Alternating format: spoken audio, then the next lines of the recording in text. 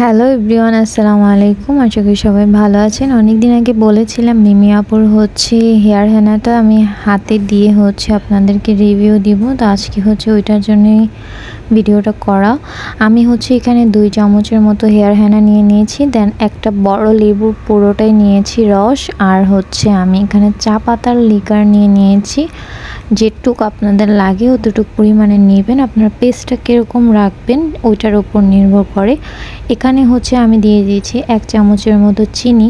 যেহেতু আমার কাছে এসেনশিয়াল অয়েলটা নাই, আমি এখানে প্যারাশুটের 1 চামচ নিয়ে নিয়েছি। এটা জাস্ট দেওয়া আমার হাতে যাতে একটু সুন্দর করে লেগে থাকে, ঝরে না পড়ে যায়। তাই এই যে আমার পেস্টটা রেডি।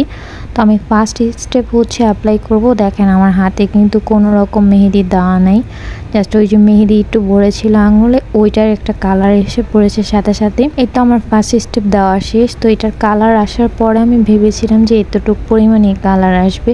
আর আমার মামুনিও আমার সাথে সাথে মেহেদি দিবে বলে বায়না করতেছিল। এই যে আমার ফার্স্ট কালারটা এটা এসেছে। এটা মিক্সড করে 30 মিনিট পর আমি অ্যাপ্লাই করেছিলাম। এখন আমি রাতে দিয়ে ঘুমাবো। আর এটা আমি স্ন্যাপচ্যাট দিয়ে নিয়েছি, আপনারা টাইমটা দেখতে পারবেন। আমি রাতে দিয়ে ঘুমিয়েছি। আর এটা সকালের কালার। আমি দেখেই অবাক, এত সুন্দর কালার এসেছে।